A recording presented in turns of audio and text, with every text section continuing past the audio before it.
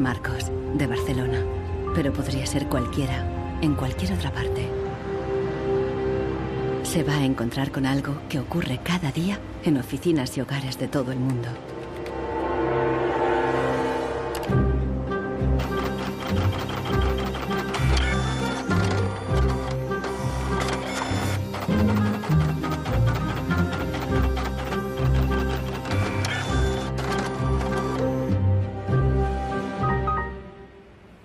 Una pieza de la impresora ha fallado y el fabricante recomienda llevarla al servicio técnico.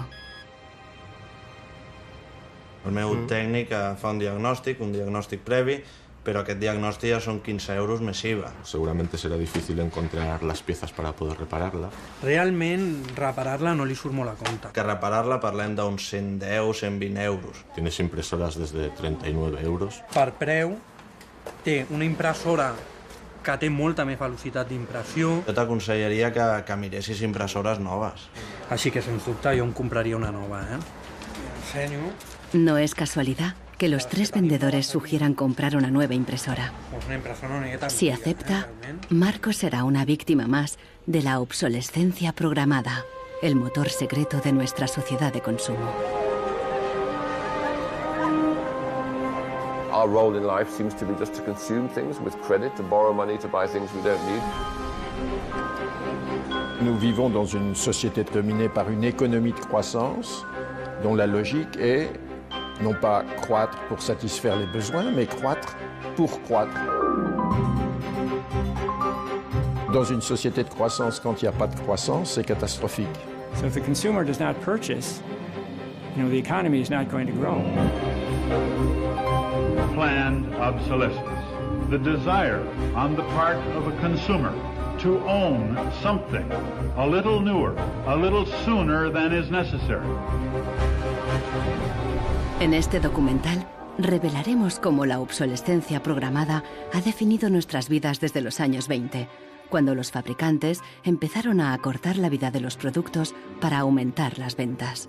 Also hat man sich gedacht, dann beschränken wir einfach die Lebensdauer auf 1000 Stunden. Descubriremos que diseñadores e ingenieros se vieron forzados a adoptar nuevos valores y objetivos. Was back to the drawing board and come out with something that was more fragile. They time those things. They time them. So when you finally paid for them, they're used up. Conoceremos una nueva generación de consumidores que está llevando la contraria a los fabricantes. I do think that Apple's development of the iPod was intended to be one of planned obsolescence. ¿Es viable una economía sin obsolescencia programada y sin su impacto sobre el medio ambiente?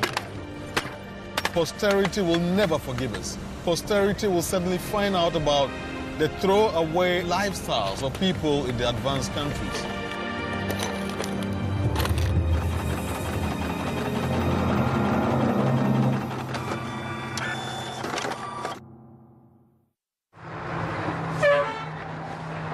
Welcome to Livermore, California, home of the longest burning light bulb in the world. My name's Lynn Owens, and I am chairman of the Light Bulb Committee. It was in 1972 when we discovered that the light bulb that was hanging in the fire station was a significant light bulb. We didn't have any idea at all how old it was until a newspaper man by the name of Mike Dunstan started doing research. He was still able to talk to some of the old volunteer firefighters who were in their 90s at that time and who verified that the light bulb had been burning continuously since 1901. 109 años y sigue sumando. La imagen de la bombilla está en internet 24 horas al día. De momento se han agotado ya 2 webcams y la bombilla va por la tercera.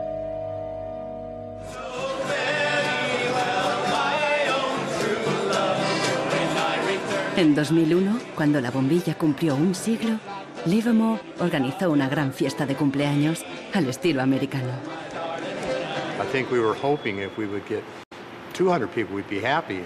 And we ended up with 800 or 900 people showing up.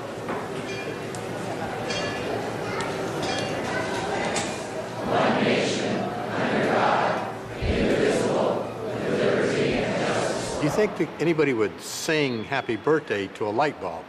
Well, we didn't think they would, but they did. Happy birthday, dear light bulb. Happy birthday to you.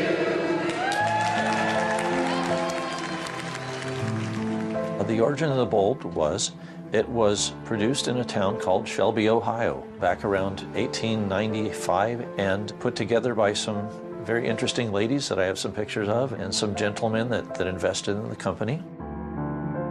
The filament was invented by Adolphe Chaillet. He invented his filament to last.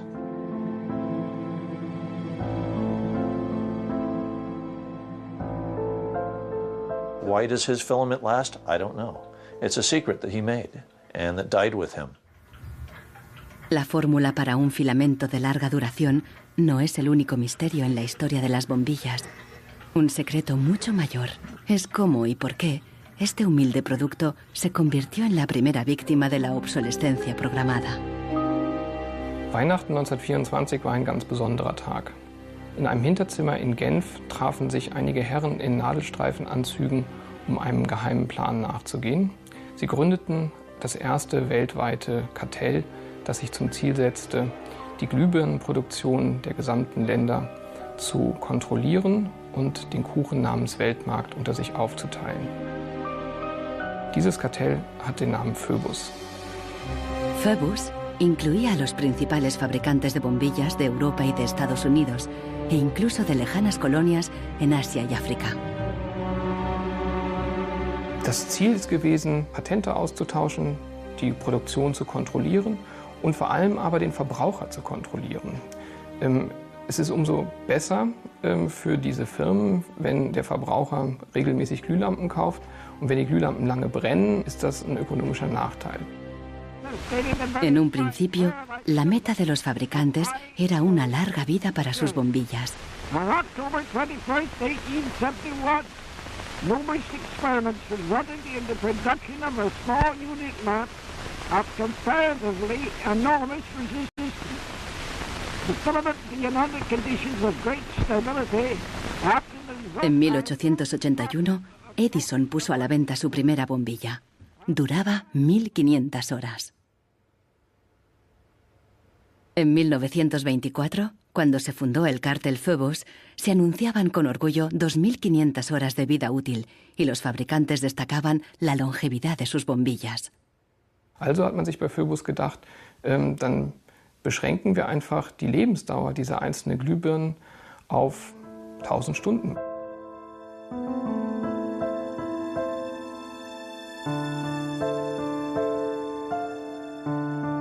(1925) wird ein entsprechendes Komitee gegründet, das 1000 Hour Life Committee, was sich zum Ziel setzt, auf technischer Basis die Lebensdauer der Glühlampen auf diese Brenndauer zu beschränken. Más de 80 años después, Helmut Höge, un historiador de Berlín, encuentra pruebas de las actividades del comité ocultas entre los documentos internos de los miembros del cártel. Empresas como Philips en Holanda, Osram en Alemania y Lámparas Z en España. Hier haben wir ein Kartelldokument, da steht: The average life of lamps for general lighting service must not be guaranteed, published or offered for another value than 1000 hours. Presionados por el cártel, los fabricantes realizaron experimentos para crear una bombilla más frágil que cumpliera con la nueva norma de las 1000 horas.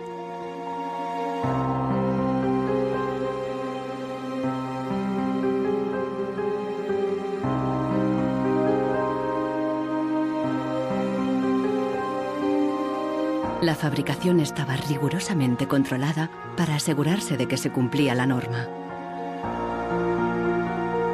Eine Maßnahme bestand beispielsweise darin, einen Prüfstand zu errichten, in dem viele kleine Sockel zu finden sind, in die dann wiederum einzelne Exemplare aus verschiedenen Produktionsreihen eingeschraubt wurden und Firmen wie Osram haben dann genauestens protokolliert, wie lange diese Lampen brannten. Phoebus creó una complicada burocracia para imponer sus reglas. Los fabricantes eran multados severamente si se desviaban de los objetivos marcados.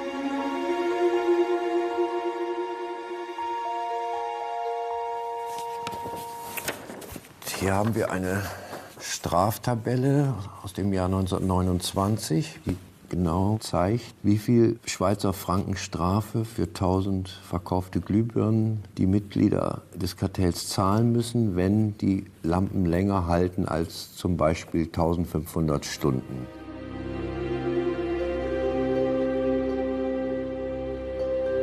A medida que la obsolescencia programada surtía efecto, la vida útil empezó a caer. En solo 2 años pasó de 2.500 horas a menos de 1.500. En los años 40, el cártel ya había conseguido su objetivo. Una bombilla estándar duraba 1000 horas.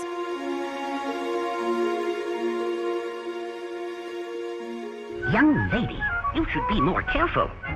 En esta película educativa, General Electric justificaba por qué esta duración era la ideal. Just look at that filament. How long a light bulb lasts depends largely on how hot the filament is burned. Samples from every factory are tested to make sure that they're as good as we want them to be. I can see how this was very tempting in 1932. I think at the time sustainability was actually substantially less of an issue because I don't think they looked at the planet as being one with finite amount of resources. They looked at it as from an abundance perspective.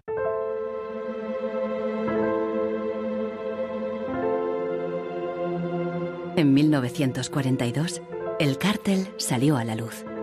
El gobierno americano demandó a General Electric y a otros fabricantes. Les acusó de competencia desleal, de fijar precios y de reducir la vida útil de las bombillas. Tras 11 años de litigio, el tribunal dictó sentencia en 1953. Entre otras cosas, los jueces prohibieron a General Electric y a sus socios limitar la vida útil de las bombillas.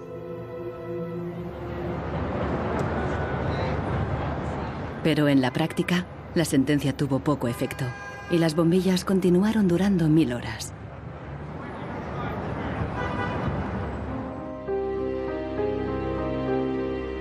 En las décadas siguientes se patentaron docenas de nuevas bombillas, incluso una que duraba 100.000 horas.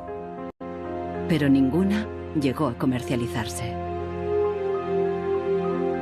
Offiziell hat es ja Phoebus eigentlich nie gegeben, wenn auch diese Spuren der Öffentlichkeit nie ganz verborgen gewesen sind.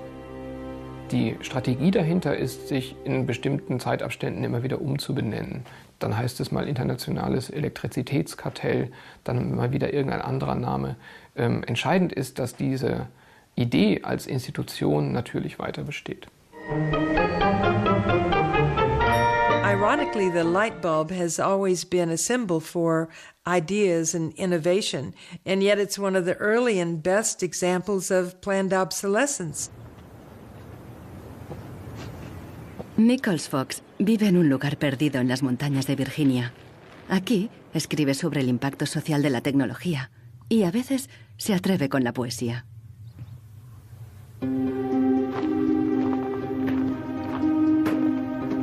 When in the dark the bogles are about, behind the bushes hiding at the ready, before you faint with fright or give a shout, you want illumination ever steady. Well, flashlights are very important for me, especially if you live out in the country where there are no street lights. I started having enormous problems with them, and yet I would get a new bulb, I would get new batteries, and these flashlights just wouldn't work. Nichols Fox es víctima de la obsolescencia programada, aún estando lejos de la moderna vida urbana. Here's a General Electric memo from the 30s. 2 or 3 years ago, we proposed a reduction in the life of flashlight lamps from the old basis on which one lamp was supposed to outlast 3 batteries to a point where the life of the lamp and the life of the battery would be approximately equal. Flashlights are not toys. Flashlights are safety devices. It's just infuriating, really, to think that, first of all, they would do this so quietly, and second of all, they would do it at all.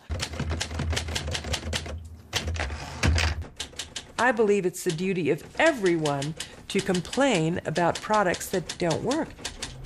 So I decided to write sonnets of complaint. A sonnet of complaint, I prefer the Italianate form of sonnet which Shakespeare used. Instead, this box is filled with a collection of flashlights dead and way beyond repair. Scarcely used and coddled to perfection, their quick demise I cannot think is fair. So can it really be too much to ask that Eveready's lights be made to last?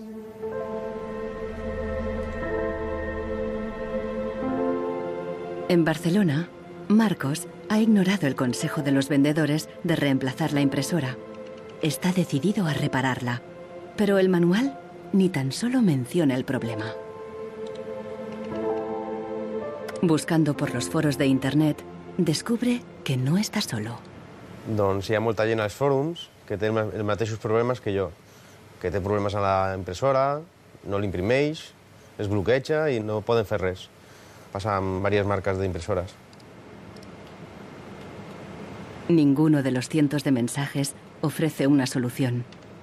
Marcos está buscando una aguja en un pajar.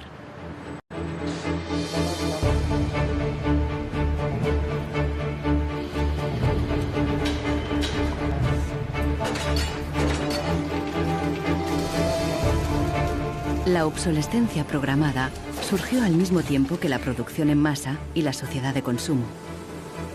The whole issue with products being made to last less long is part of a whole pattern that began in the Industrial Revolution, when the new machines were producing goods so much more cheaply, which was a great thing for consumers, but consumers couldn't keep up with the machines. There was so much production. Con la producción en masa bajaron los precios y muchos productos fueron más asequibles. Pero los fabricantes estaban preocupados. ¿Cuánto duraría esta bonanza? ¿Qué pasaría cuando todo el mundo lo tuviera todo?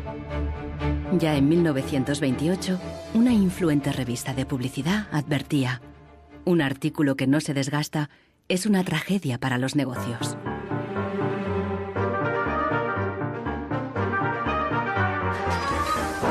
La tragedia afectó especialmente a Henry Ford, el padre de la producción en cadena.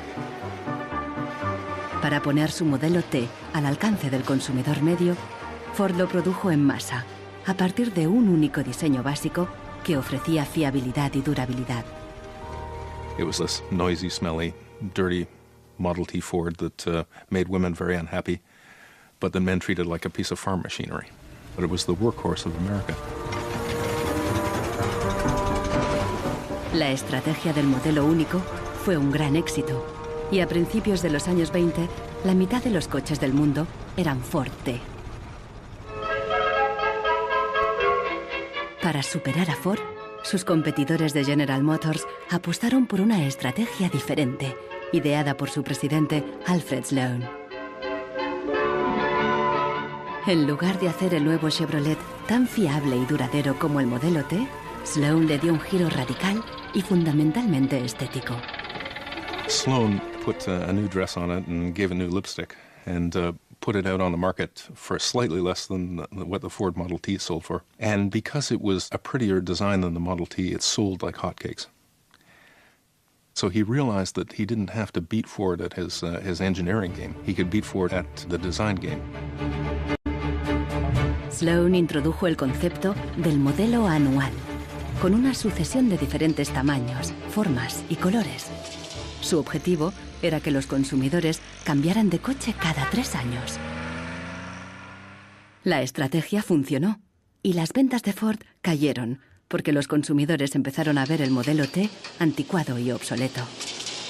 En 1927, tras producir 15 millones de unidades, Ford retiró el modelo T del mercado.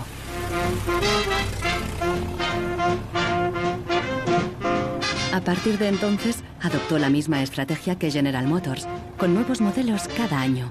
La industria del automóvil creció como la espuma y aceleró la economía.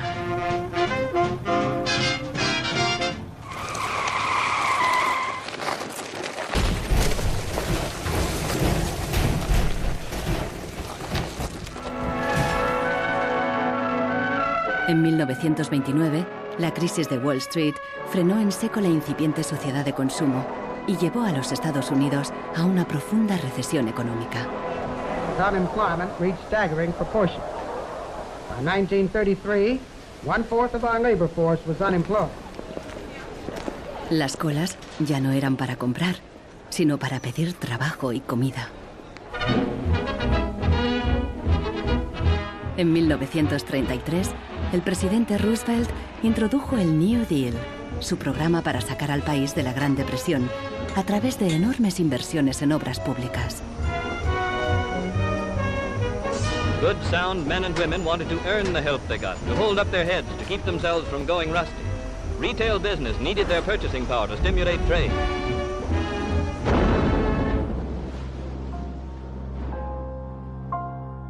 Pero no todo el mundo confiaba en el New Deal. Desde Nueva York llegó una propuesta radicalmente diferente.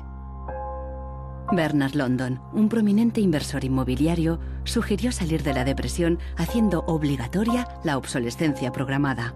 Era la primera vez que el concepto aparecía por escrito.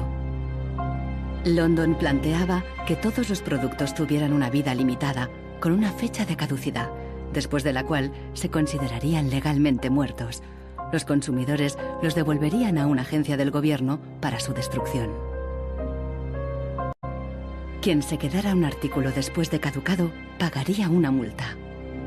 This forced expiration date would revive the consumerability and the need for more production of such consumer products as something great. I thought it was a great idea. Bernard London creía que con la obsolescencia programada obligatoria, las fábricas seguirían produciendo, la gente continuaría consumiendo y habría trabajo para todos. He was trying to achieve a balance between capital and labor where there would always be a market for new goods. So there would always be a need for labor and there would always be a reward for capital. Giles Slade está en Nueva York para saber más sobre la persona que hay detrás de la idea. London era judío y llegó a Estados Unidos desde Europa del Este a principios del siglo XX. Entró en el negocio inmobiliario y ganó millones con numerosos proyectos de construcción por todo Nueva York. He was a man who was inclined to make money. He was a capitalist. But he was also a man who was a philanthropist. He looked out for the good of his fellow man. Participó en muchos proyectos de beneficencia, especialmente en escuelas para niños judíos pobres. No queda claro si con la obsolescencia Bernard London pretendía maximizar los beneficios o bien ayudar a los parados.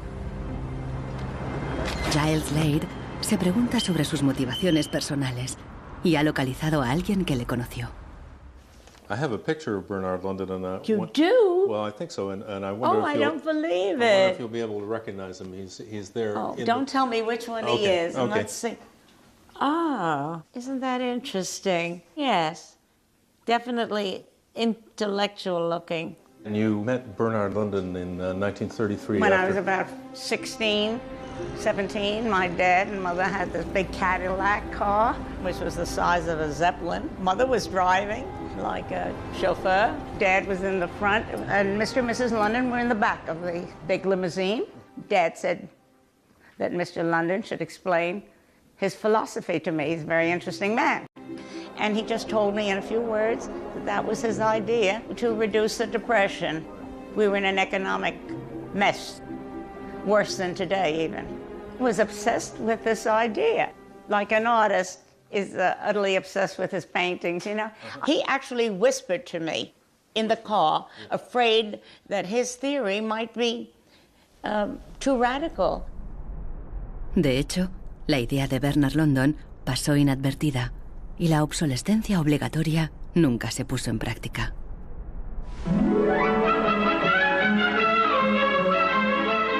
20 años más tarde, en los años 50, la obsolescencia programada resurgió, pero con un giro crucial. Ya no se trataba de obligar al consumidor, sino de seducirle. Planned obsolescence. The desire on the part of a consumer to own something a little newer, a little better, a little sooner than is necessary.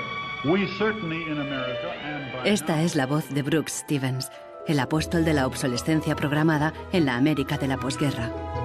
Este elegante diseñador industrial creó desde electrodomésticos hasta coches y trenes, contando siempre con la obsolescencia programada. A tono con la época, los diseños de Brooks Stevens transmitían velocidad y modernidad. Hasta su casa era inusual. This is the home that my father designed and that I grew up in. When it was being built out in the suburbs, everybody thought it was going to be the new Greyhound bus station because it did not look like a traditional home.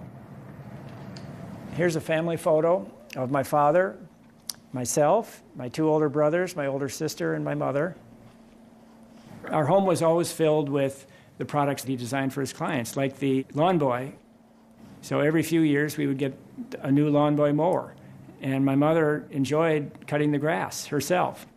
And to some degree, she would be doing some product testing, because if there were things that she didn't like about it, you know, he would hear about it.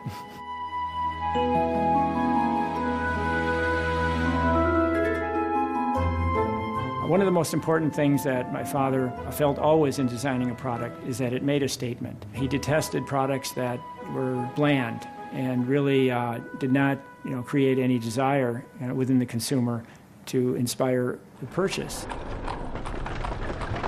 Unlike the European approach of the past, where they tried to make the very best product and make it last forever, meaning you bought such a fine suit of clothes that you were married in it and then buried in it, and never a chance to renew it.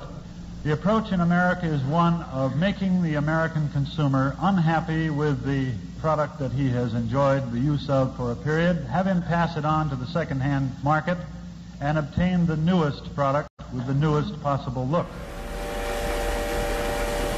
Brooks Stevens viajó por todos los Estados Unidos, promoviendo la obsolescencia programada en charlas y discursos.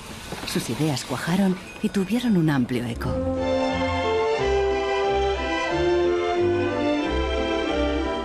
Women and men alike are increasingly interested in the look of things. They eagerly give their attention to what's new and beautiful and advanced.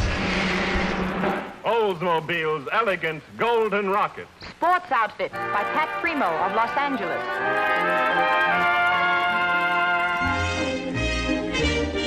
El diseño y el marketing seducían al consumidor para que deseara siempre el último modelo. My father never designed a product to intentionally fail or become obsolete for some functional reason in a short period of time. Planned obsolescence is absolutely at the consumer's discretion. No one is forcing the consumer to go into the store and purchase a product. They go in under their own free will. That's their choice.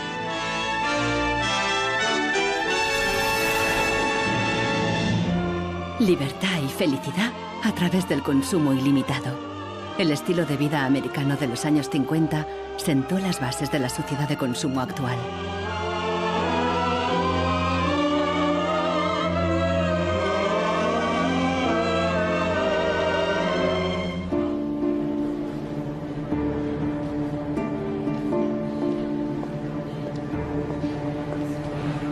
See, without planned obsolescence, these places wouldn't exist. There wouldn't be any products, there wouldn't be any industry, there wouldn't be any designers, architects, there wouldn't be any salespeople, cleaners, there wouldn't be any security guards. All the jobs would go. La obsolescencia programada está en la raíz del considerable crecimiento económico que el mundo occidental ha vivido a partir de los años 50. Desde entonces, el crecimiento ha sido el santo grial de nuestra economía. Nous vivons dans une société de croissance dont la logique est Non pas croître pour satisfaire les besoins, mais croître pour croître, croître à l'infini, faire croître sans limite la production et pour justifier cette croissance de la production, faire croître sans limite la consommation. Serge Latouche, un destacado crítico de la sociedad del crecimiento, escribe a menudo sobre sus mecanismos. Au fond, il y a trois instruments fondamentaux qui sont la publicité, l'obsolescence programmée et le crédit.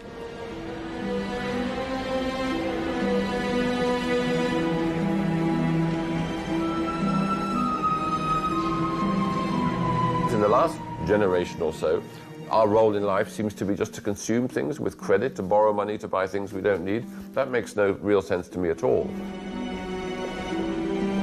Los críticos de la sociedad del crecimiento alertan de que no es sostenible a largo plazo, porque se basa en una contradicción flagrante. Celui qui croit qu'une croissance infinie est compatible avec une planète finie est soit un fou, soit un économiste. Le drame, c'est qu'au fond, nous sommes tous des économistes maintenant. Why is it that a new product is created every 3 minutes somewhere in the world? Is this necessary? I think a lot of people have realized that things need to change when they're being told by politicians to go shopping or to start consuming as the best way to restart the economy. On peut dire qu'avec la société de croissance, on est embarqué dans un bolide qui désormais manifestement n'a plus de pilote, qui va à toute allure et dont on peut prévoir le destin qui est soit de se fracasser contre un mur, soit de sombrer dans un précipice.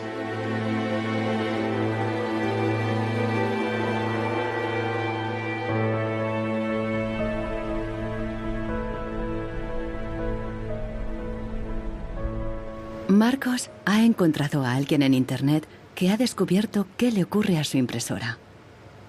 I tried to print a document and it said parts inside your printer require replacement. So I decided to do a little servicing of my own. Hello, Marcos. I got your message. Marcos ha contactado con el autor del video. How are you? I looked into it and it turns out that there's a thing in the bottom of the printer called a waste ink reservoir. And the way inkjet printers work is they constantly have to clean the print heads, and they do that by squirting ink through them down a hole in the bottom of the printer into this great big sponge. There's just a preset time when it's squirted a certain number of drops down there, that then the printer decides it's full of ink and won't function anymore. Mm-hmm. The justification is they don't want to put ink all over your desk. But I think the problem goes deeper than that. It's the way the technology works. It's just designed to fail.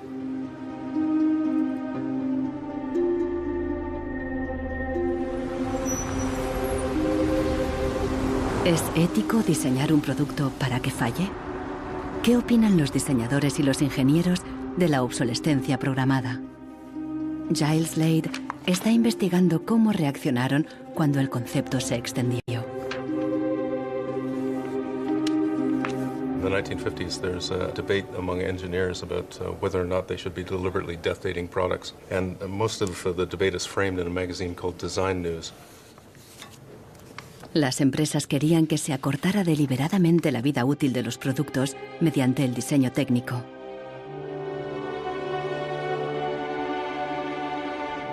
A lot of engineers felt that it was really a dirty strategy to make people pay for products that they deliberately broke. Las cartas al director de Design News reflejan la intensidad del debate. A nation such as ours, leader among nations, turns its engineers into destroyers. It is even a crime against the natural law of God, and that we waste that which He has given us. So engineers were in a really complicated ethical time. This confrontation with planned obsolescence provoked them to examine their most basic ethical concepts.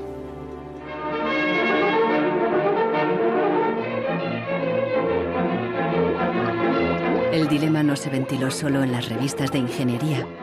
En un clásico del cine británico de 1951, un joven y emprendedor químico inventa un hilo que repele la suciedad y no se desgasta. El químico cree que ha conseguido un gran progreso.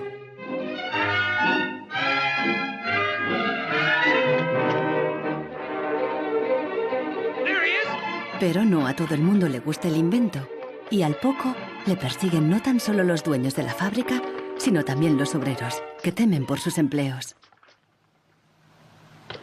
Well, that's really interesting, and it reminds me of something that actually happened in the textile industry. En 1940, el gigante químico DuPont presentó una fibra sintética revolucionaria, el nylon. Se formaron largas colas para comprar las nuevas y duraderas medias. There's a picture in here of me in tights. I think I've got one. Oh yes, here it is. Stockings were a big issue in the 50s and the 60s. You had to wear them. To go out without stockings was really quite shocking. Quan tu t'arreglaves el diumenge que t'anaves a assaig o al cine o te n'anaves a ballar, normalment et posaves la roba de vestir.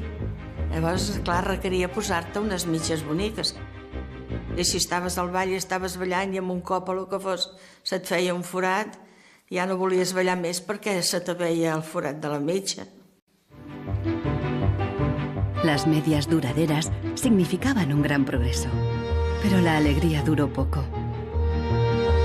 My father worked for DuPont before and after the war in the nylon division, and he told me a story about how when nylon first came out and they were trying it out for use in stockings, the men in his division were asked to take these stockings home for their wives and girlfriends to try out.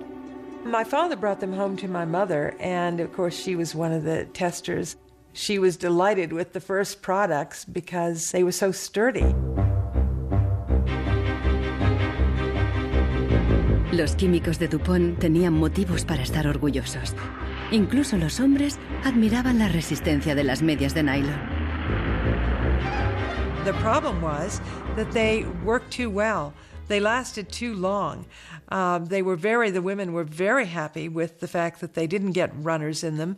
Unfortunately, this meant that the companies producing the stockings were not going to sell very many. DuPont dio nuevas instrucciones al padre de Nichols Fox y sus colegas. For the men in his division, it was back to the drawing board to try to make the fibers weaker and come out with something that was more fragile and would run so that the stockings wouldn't last as long. Wenn man die Lebenszeit einer Strumpfhose verkürzen will, dann ist es eigentlich recht einfach, denn eine Strumpfhose besteht nicht nur aus Nylon, sondern sie besteht aus Zusatzstoffen, die zum Beispiel das Nylon stabilisieren gegen das UV-Licht von der Sonne. Jetzt kann man die Menge dieser Zusatzstoffe einfach variieren. Wenn man dafür wenig Zusatzstoffe oder gar keine reingibt, dann werden diese Strumpfhosen von der Sonne zerstört und dann reißen sie wesentlich leichter. Das heißt, man kann sozusagen den Zerfall, die Zerstörung einplanen. Pronto, las medias volvieron a tener carreras. Això va ser una cosa molt escalonada, no va ser allò una cosa de dir, pam, ara venen de cop bones i ara de cop dolentes, entens? Va ser una cosa esgraonada cada vegada, pues la mitja o era potser més fina, menos resistent. Los mismos químicos que habían aplicado todo su saber para crear un nylon duradero siguieron la corriente de la época y lo hicieron más frágil. Ese hilo eterno desapareció de las fábricas, igual que en el cine. We need control of this discovery. Complete control. If you want twice the amount in that contract, we will pay it. $250,000. To suppress it. Yes. ¿Qué opinaban los químicos de DuPont de reducir la vida de un producto deliberadamente? Must have been frustrating for the engineers to have to use their skills to make an inferior product after they'd tried so hard to make a good product. But in a way, I suppose that's the outsider's view. Probably they just had a job to do. Make it strong, make it weak. That was their job. Among engineers, there was a shift taking place in consciousness. There was an old school of engineers who believed that they should make a permanent, usable product that would never break. And there was a new school of engineers that were driven by the market who were clearly interested in making the most disposable product that they could. And this debate resolved itself by these new school of engineers taking over. So how often do you change your mobiles? 18 months. Once a year. Once a year. Once a year. Hoy en día, la obsolescencia programada se enseña en las escuelas de diseño y de ingeniería. Boris Knuff da clases sobre el ciclo de vida del producto, el eufemismo moderno de la obsolescencia programada. I went shopping for you. I've got a couple of things. A pan, salt, shirt, another shirt. La ética ya no cuenta en un mundo empresarial dominado por un único objetivo: compras frecuentes y repetidas. And this is an old toaster. What I do, I pass these round, and you tell me what you think, how long it takes for them to fail, what the service life will be. Okay. Designers have to understand what company they work for. The company decides on a business model. How often do we want to renew our products, our offers? So this brief is given to designers, and designers have to understand and design the product in a certain way so it fits exactly the business strategy of the client they work for.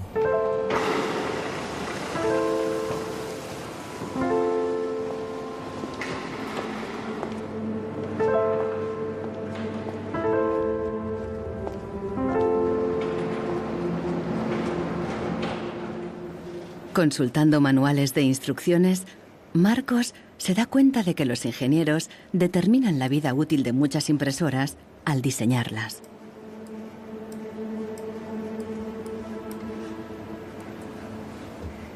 Lo consiguen colocando un chip dentro de la impresora.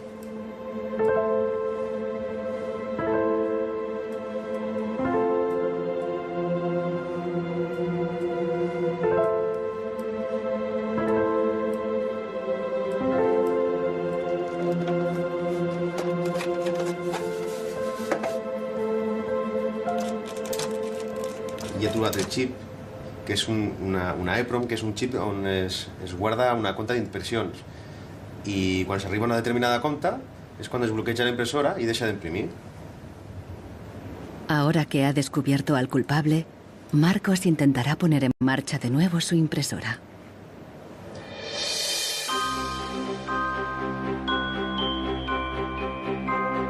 A finales de los años 50, los consumidores empezaron a cuestionar la obsolescencia programada y los trucos de los fabricantes.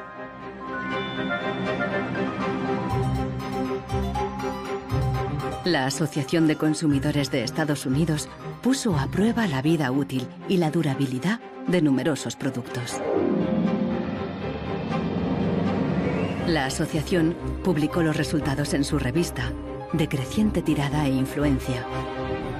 También empezó a presionar para conseguir protección legal para el consumidor. 20 años después, la asociación ganó una importante batalla contra la obsolescencia programada al promulgarse las primeras leyes sobre la garantía.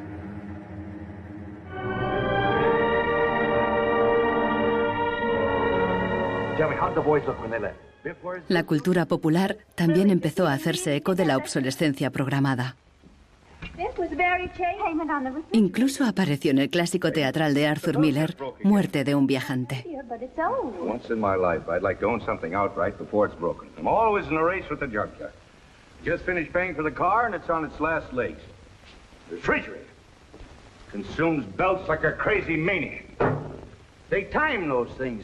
They time them, so when you finally paid for them, they're used up.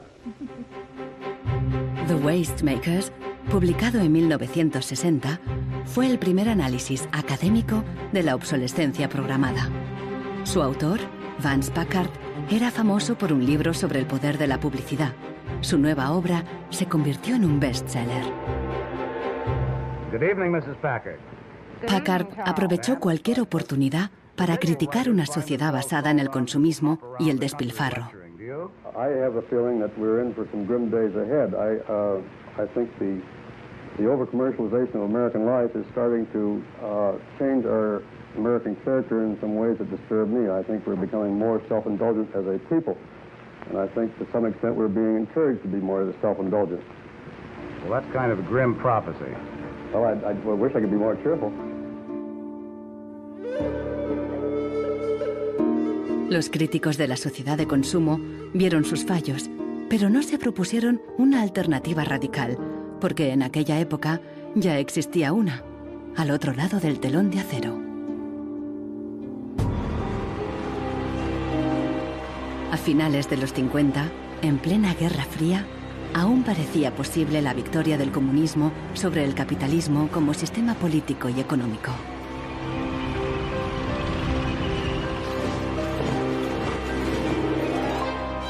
La economía comunista no se basaba en el libre mercado, sino que estaba planificada por el Estado. Era poco eficiente y sufría una falta de recursos crónica. En ese sistema, la obsolescencia programada no tenía ningún sentido. En la antigua Alemania del Este, la economía comunista más eficiente, las normas estipulaban que las neveras y las lavadoras debían funcionar durante 25 años. Hier, dieser DDR-Kühlschrank, den habe ich 1985 gekauft. Der ist also mindestens 24 Jahre alt. Und die Glühbirne ist ebenso alt, habe ich noch nie ausgewechselt. Die ist also auch schon fast 25 Jahre alt. En 1981, una fábrica de Berlín Este empezó a producir una bombilla de larga duración. Da oben war die zentrale Prüfstelle für die Lebensdauer von Glühbirnen.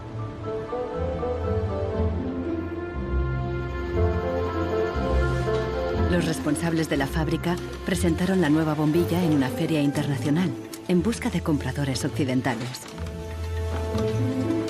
Als die ostdeutschen Glühlampenhersteller 1981 diese Langlebensdauerglühlampen auf der Hannoveraner Messe präsentierten, meinten ihre Westkollegen von Osram, ihr wollt euch wohl alle arbeitslos machen. Woraufhin die NAVA-Leute, Ingenieure, antworteten, nein, im Gegenteil, indem wir Ressourcen schonen und den Wolfram nicht verpulvern, behalten wir gerade unsere Arbeitsplätze. Los occidentales rechazaron la bombilla. En 1989 cayó el muro de Berlín. La fábrica cerró y la bombilla de larga duración dejó de producirse. Ahora solo se puede ver en exposiciones y museos.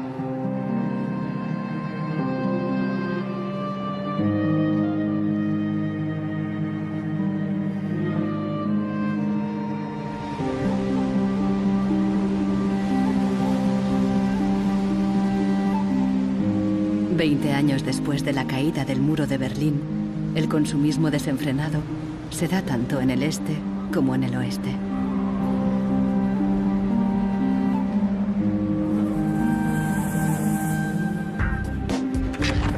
Con una diferencia.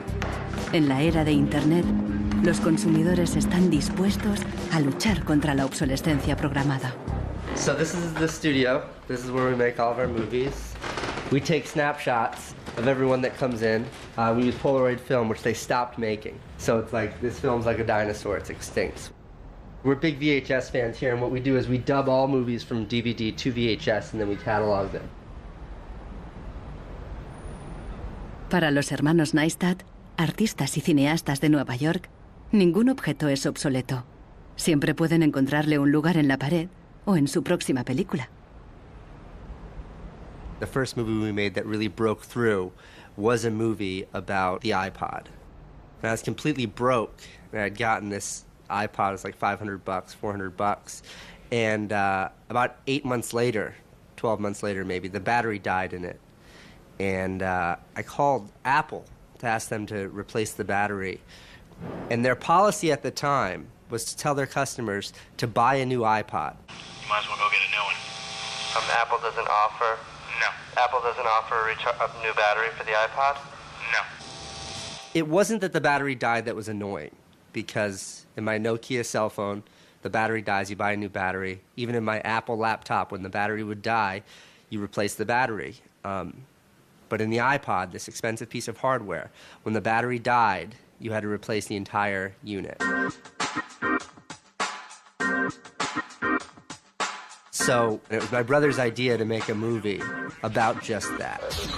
We went around with a stencil spray painting on every iPod advertisement we saw in town. iPod's unreplaceable battery lasts only 18 months.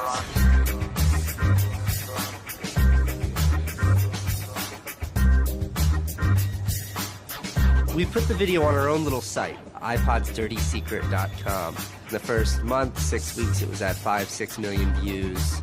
And the site went absolutely bananas. Una abogada de San Francisco, Elizabeth Pritzker, oyó hablar del vídeo y decidió demandar a Apple por el tema de la batería del iPod. Medio siglo después del caso del cártel, la obsolescencia programada llegaba de nuevo a los tribunales. When we brought this litigation, this was 2 years after the iPod was introduced, Apple had sold about 3 million iPods nationwide in the United States. Buena parte de esos iPods tenían problemas con la batería y sus propietarios estaban dispuestos a ir a los tribunales. Igual que el vídeo de los hermanos Neistat, la idea de una demanda se extendió por Internet y captó la atención de miles de afectados. Uno de ellos era Andrew Westley. I'm a music-oriented person, and my iPod is an extension of my being. I bought it actually to hold my music while I traveled transcontinental, and I think on the first flight between San Francisco and New York, if I'm remembering it correctly, the battery had drained before we actually took off on the runway. We selected from amongst the consumers who had called us individuals who would serve as representatives in a class action. A class action is really a device that's fairly unique to the United States, where a small group of people stands in the shoes of a large group to bring one claim before a court. My role in that case was as class representative on behalf of thousands, maybe tens of thousands of people. The case came to be known as Westley versus Apple.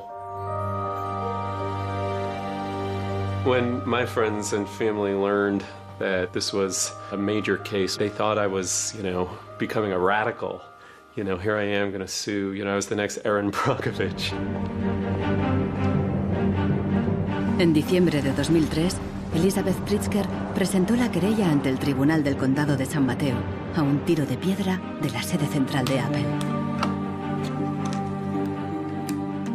We asked Apple for a number of technical documents regarding the battery life in the iPod, and we received a lot of technical data about the battery design, about the testing of the battery, and learned through that discovery that the type of the lithium battery that was contained within this iPod was designed, by design, to really only have a short period of life.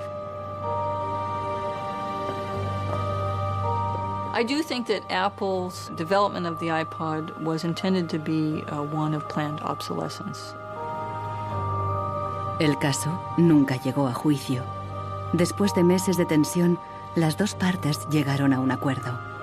Apple creó un servicio de recambio de las baterías y prolongó la garantía a 2 años. Los querellantes recibieron una compensación.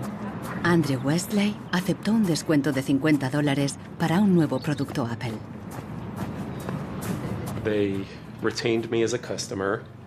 I bought an expensive laptop, and so I couldn't help but think that in the end, really, the benefit of my specific settlement really was Apple's benefit. One thing that really bothers me personally is that Apple really promotes itself as a young, hip, forward-thinking company, and for a company like that not to have a good environmental policy that allows consumers to return products for proper recycling and disposal really is really counterintuitive and counter to their message.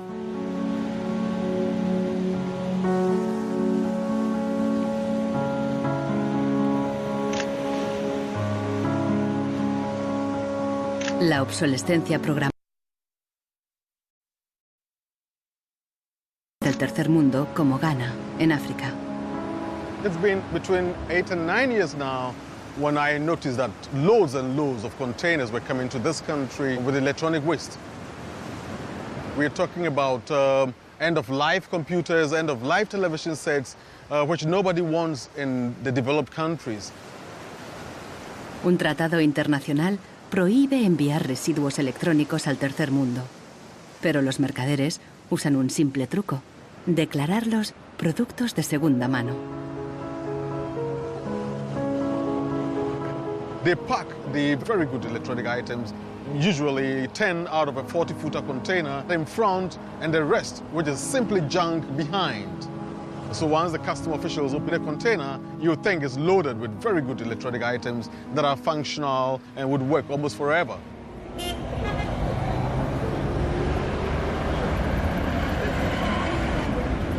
Los contenedores se descargan cerca del puerto donde comerciantes ganeses compran cualquier aparato que funcione o que se pueda reparar. De aquí los llevan a la capital, Accra. En Ghana, si algo se puede reparar, no se tira así como así. Andrew Obusu compra ordenadores de segunda mano de Europa y los repara. This machine is from Spain. I check this machine and then get to find out that the hard disk is not working. Then I change the hard disk, the one is working. And then this one to the fault was from the VGA. Yeah, I changed the VGA, it was working. If I find out where the fault is, it takes about 30 minutes, 20, 10. Obusu vende estos ordenadores a estudiantes, escuelas y pequeñas empresas. No entiende la mentalidad de usar y tirar de los países desarrollados. But here Africa, it's not easy. Before a fellow gets computer, it's not easy. So that person will just throw it away. You service it.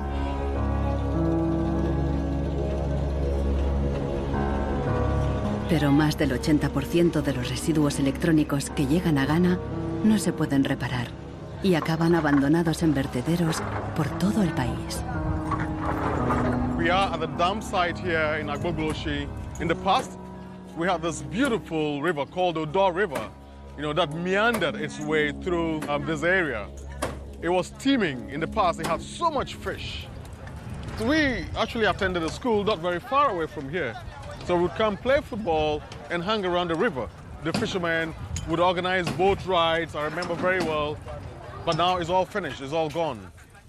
And that makes me really, really sad. And it makes me angry.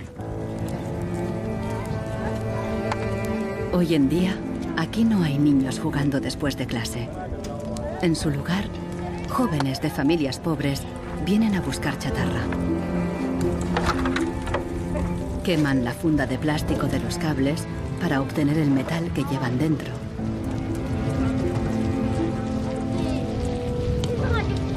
We get some from the computer, TV, and then the machines.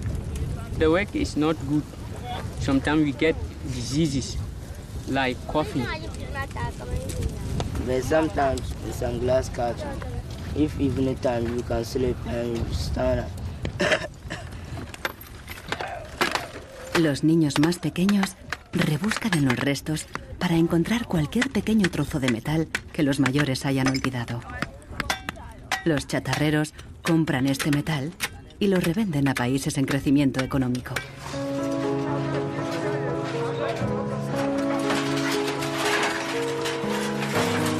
Actualmente, sus clientes principales son Dubái y China.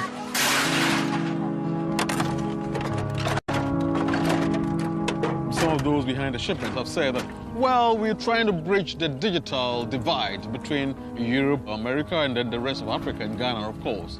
But the reality is that these computers that are sent here simply do not work. There's no point in receiving electronic waste when you cannot deal with it, more so when you did not produce it and your country is being used as the world's trash bin.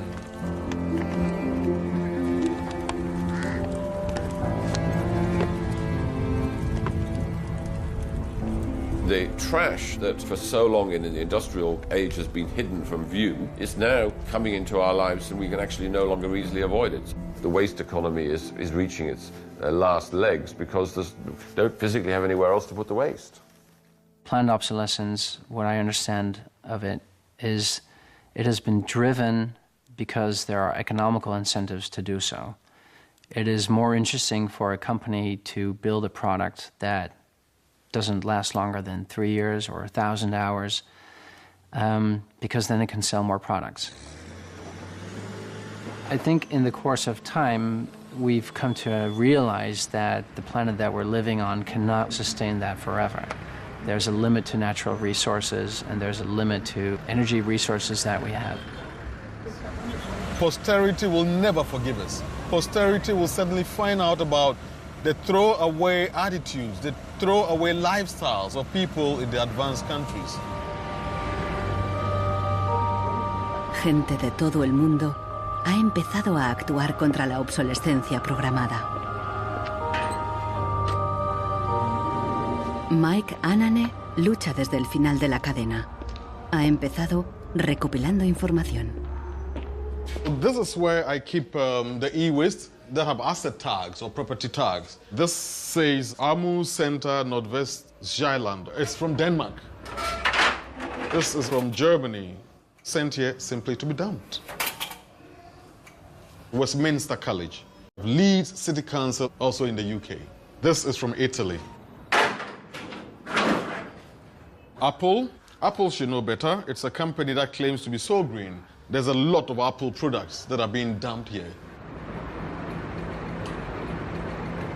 I have a database that contains the asset tags, the contact addresses, telephone numbers of the companies that owned the electronic waste that have been dumped in Ghana. Mike piensa convertir esta información en pruebas para una denuncia ante un tribunal. We need to take some action, some punitive measure. We need to sue people so they stop dumping e-waste in Ghana. We have in the United States several models of legislation that I think could be adapted in this area. We have, for example, the Clean Air Act, the Clean Water Act. That type of legislation easily could be adapted to the electronic or manufacturing process where you are requiring manufacturers who produce products to ensure that they are disposed of in a way that is environmentally friendly. I think that we've got to stay on top of it. We've got to absolutely band together. We've got to use the internet, we've got to blog about it, and we've got to band together to strengthen numbers, and that's the only way to change it.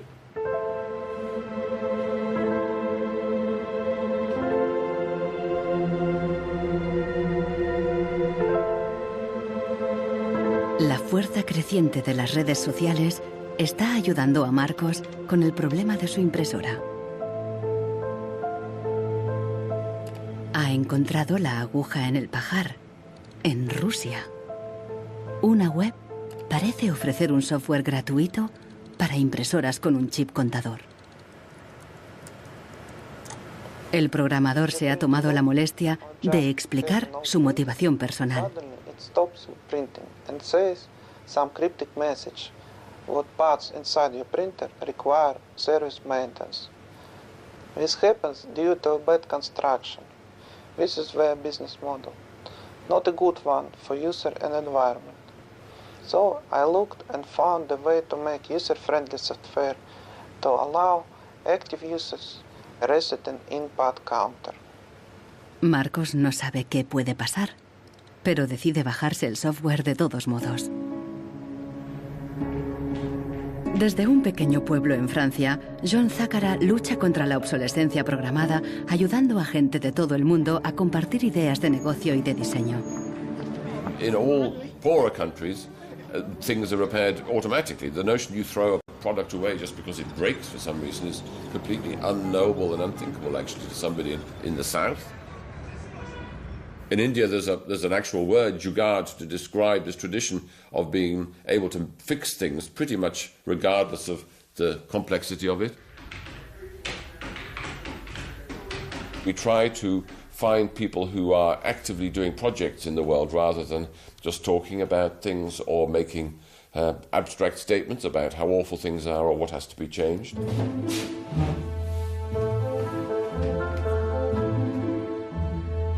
Uno de ellos es Warner Phillips, descendiente de la dinastía de los fabricantes de bombillas.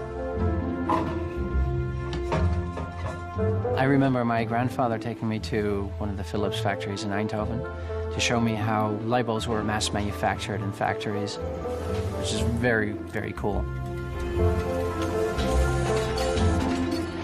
Casi un siglo después del cártel de la bombilla, Warner Phillips sigue la tradición familiar, pero con una perspectiva diferente. Fabrica una bombilla LED que dura 25 años. That means that you can use the same materials once in 25 years rather than once every year. That means that you don't have to transport the product every year, but only once in 25 years. Para él, no es contradictorio fabricar productos de larga duración y dirigir un negocio rentable. It's not like there's a green world and there is a business world. I think business and sustainability go hand in hand. It's actually the best basis to build a business on.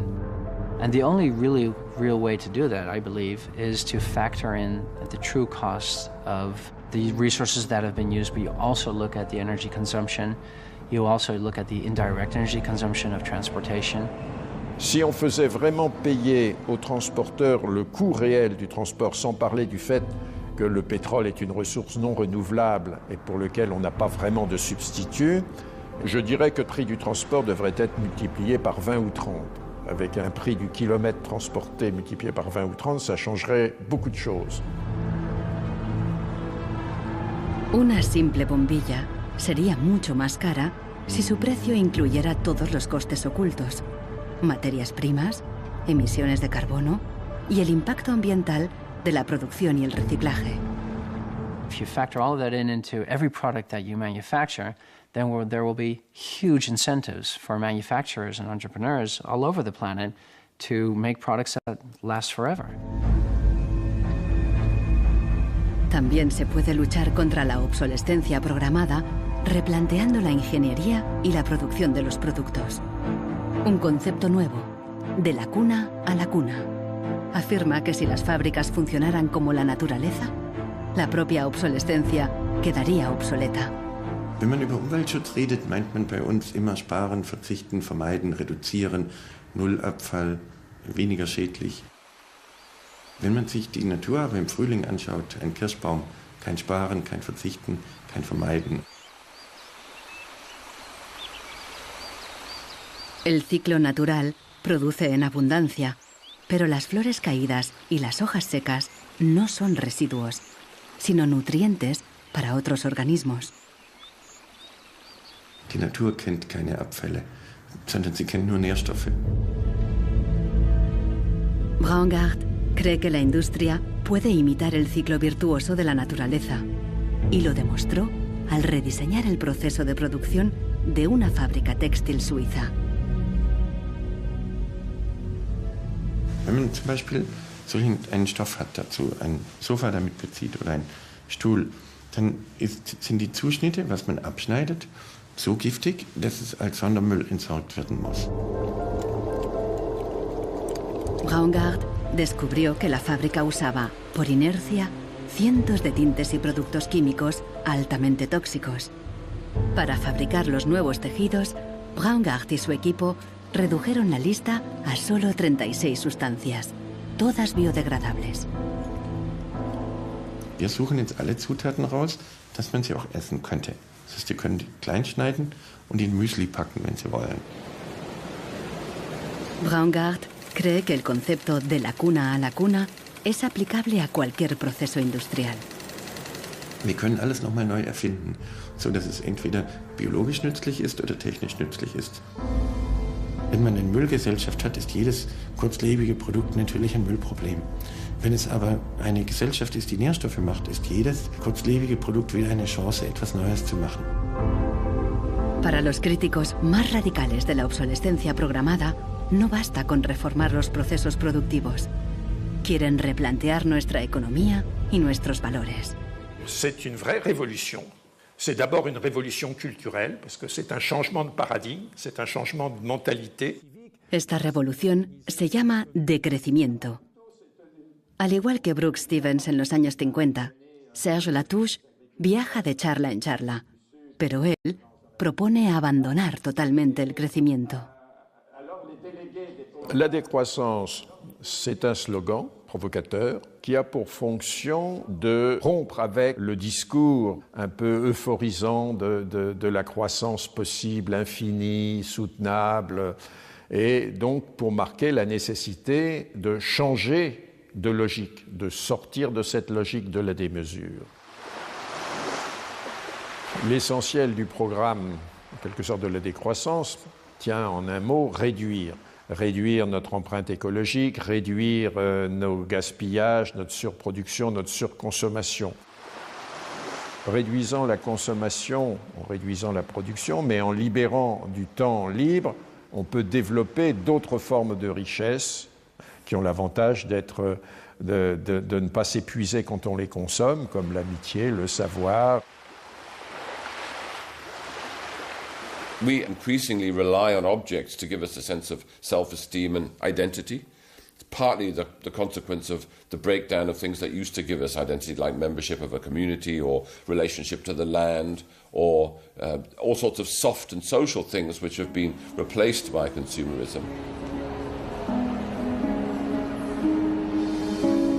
Si le bonheur dépendait du niveau de consommation, on devrait être dans la félicité absolue, parce que nous consommons 26 fois plus que du temps de Marx, mais toutes les enquêtes montrent que les gens ne sont pas 20 fois plus heureux, peut-être même qu'il y a une relation inverse au-delà d'un certain seuil, entre la croissance de la consommation et la croissance du sentiment de bonheur, parce que le bonheur est toujours quelque chose de subjectif, évidemment. Los críticos del decrecimiento temen que destruirá la economía y nos llevará de vuelta a la edad de piedra. Revenir à une société soutenable, c'est-à-dire une société dont l'empreinte écologique ne dépasse pas une planète, eh bien, ça n'est pas revenir à l'âge de pierre, c'est revenir, toutes choses égales d'ailleurs, pour un pays comme la France, aux années 60. Ça n'est pas vraiment l'âge de pierre. On peut dire que la société de décroissance réalise la vision de Gandhi qui disait le monde est assez grand pour satisfaire les besoins de tous, mais il sera toujours trop petit pour satisfaire l'avidité de quelques-uns.